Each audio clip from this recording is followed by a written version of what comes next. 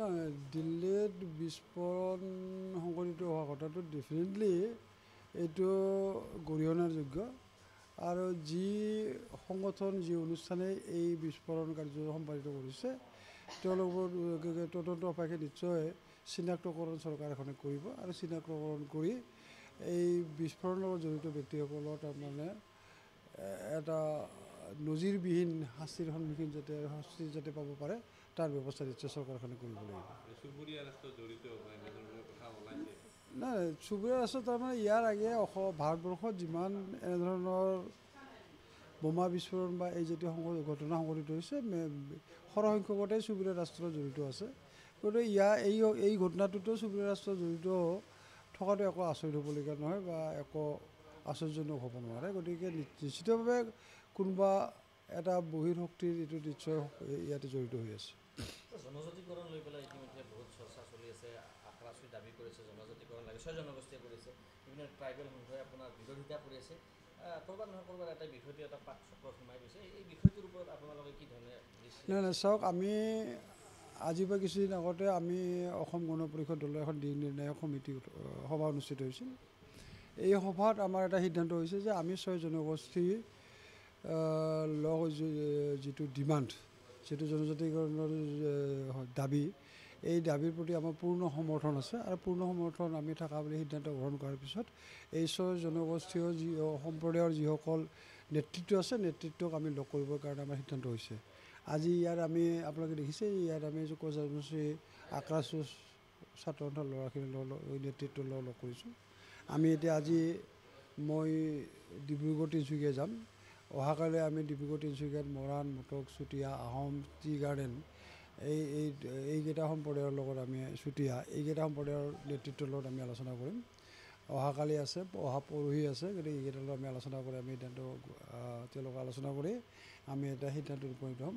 আৰু আমি ভাবোঁ যে এই যিটো তাৰমানে সপক্ষে বিপক্ষে যিটো বাতাবৰণ এই বিষয়ত সৃষ্টি হৈছে, এইটো মই ভাবোঁ যে এইটো আলোচনাৰ মাধ্যমেৰে ইয়াৰ সমস্যা সমাধানৰ সূত্ৰ ওলাব।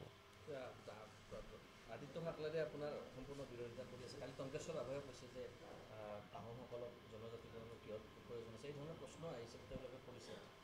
নাই সেইটো বস্তুটো নিজৰ নিজৰ বক্তব্য মতামত প্ৰকাশ কৰিছে নিশ্চয়। কিন্তু মই ভাবোঁ যে এই সংক্ৰান্তত চৰকাৰখনে বহুবাৰ আলোচনাত মিলিত হৈছে এই ট্ৰাইবেলসকলৰ লগত।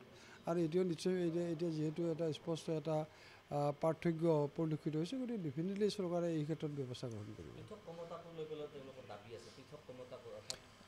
নাই এতিয়া এই মুহূৰ্তত আচলতে মই যিটো জানো যে আক্ৰাচুৰ মূল দাবীটো হৈছে জনজাতিকৰণৰ দাবী। মই যদি ভুল হোৱা নাই। গতিকে পৃথক কমতাপুৰ ৰাজ্যৰ দাবীটোতো চলি আছে, এইটো পৰৱৰ্তী পৰ্যায়তো চলিব। কিন্তু এতিয়া আজিৰ দিনটোত হটকেকটো হৈছে জনজাতিকৰণ।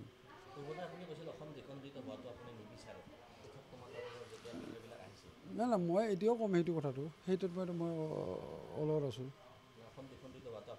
মই অসম দ্বিখণ্ডিত হোৱাটো নিবিচাৰোঁ। যেনেকৈ মই তাৰমানে আমি অসমখন বহুত সৰু হৈ গ'লোঁ। গতিকে এতিয়া আকৌ যদি ইয়াতে সৰু হৈ যায়, তেতিয়াহ'লে আমি অসমীয়া কোন, আমি অসমবাসী কোন, এই কথাটোৱে তাৰমানে এটা প্ৰশ্নৰ অৱতাৰণা হ'ব। গতিকে সেইকাৰণে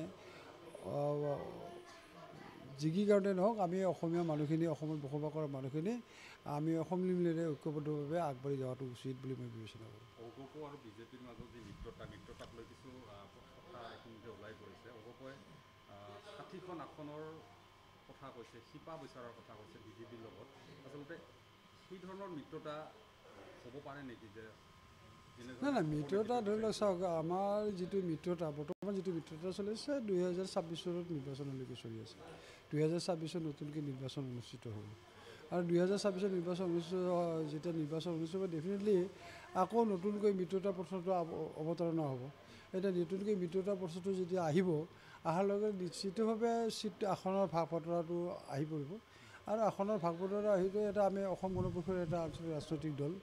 অসম গণ পৰিষদ 2 বছৰ কাৰ্যকাল আমি শাসন কৰিছোঁ। আমি মোটামুটি অসমত থকা 82-83টা সমষ্টিত আমি জয়ী হৈছোঁ।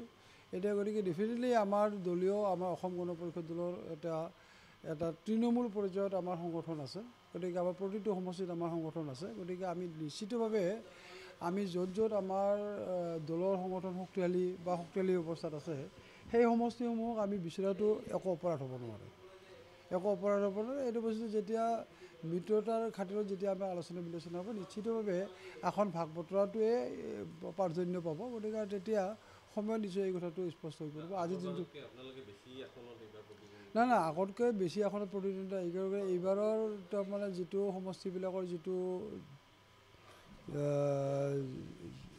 গাঁথনি, সেই গাঁথনিটো সলনি হৈছে। ডেফিনেটলি আমি বেছি বিচাৰিম আৰু আমাৰ সংগঠনটো এতিয়া বৃদ্ধি পাইছে।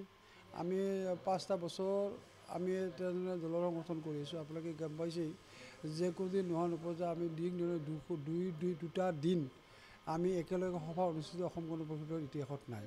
আমি এইটো কৈছোঁ আমি কিমান তাৰমানে চিৰিয়াছ হৈছোঁ এই কথাটো বুজি পাই নিশ্চয় আপোনালোকে অনুভৱ কৰিব পাৰিছে। আৰু অসম গণ পৰিষদৰ শক্তি, অসম গণ পৰিষদৰ সংগঠন ক্ৰমাগতভাৱে বৃদ্ধি পাবলৈ আৰম্ভ কৰিছে। যি কি কাৰণতেই নহওক, মই কাৰণবিলাক দৰ্শাব বিচৰা নাই, উল্লেখ কৰিব বিচৰা নাই, কিন্তু অসম গণ পৰিষদ দলৰ প্ৰাসংগিকতা মই ভাবোঁ বৃদ্ধি পাইছে। আৰু বৃদ্ধি পোৱাৰ সংক্ৰান্ততেই অসম গণ পৰিষদৰ শক্তি পূৰ্বতকৈ বৃদ্ধি পাইছে।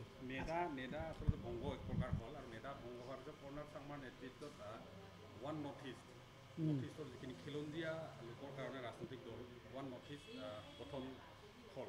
এই ক্ষেত্ৰত যিহেতু আপোনালোকেও এটা আঞ্চলিকতাবাদী ৰাজনীতিৰ লগত জড়িত, এই বিষয়টো নীতি আদৰ্শৰ ভিতৰত তেখেতৰ লগত চামিল হোৱাৰ কিবা তেনেকুৱা নাই এই মুহূৰ্তত আমাৰ দলৰ মঞ্চত আলোচনা, দলৰ মাজত আলোচনা, ডেফিনেটলি এই বিষয়বিলাক আলোচনা হ'ব। আলোচনা নিশ্চয় সিদ্ধান্ত মানে কাৰণে কৰ্ণেল চাংমাৰ লগত আমাৰ যোগাযোগ আছে, পূৰ্বতে আছিল। এতিয়া এই যিটো ভংগ হোৱাৰ পিছত তেওঁৰ লগত আমাৰ যোগাযোগ নিশ্চয় হোৱা নাই, কিন্তু আমি পৰৱৰ্তী পৰ্যায়ত আমাৰ দলৰ মঞ্চত আমি আলোচনা কৰি কি সিদ্ধান্ত কৰিলে কি কৰিলে ভাল হয় এই বিষয়ে নিশ্চয় আমাৰ উচ্চ নেতৃত্বে সিদ্ধান্ত ল'ব। নাই ডেফিনেটলি কৰ্ণেল চাংমাৰ সিদ্ধান্তটো আমি ভালকৈ চালি জাৰি চাব লাগিব। বস্তুটো মই এতিয়া অকলে আদৰণি জনোৱা কথাটো ক'লে ভুল হ'ব। গতিকে আমাৰ দলৰ মঞ্চতহে এইবিলাক কথা আলোচনা হ'ব।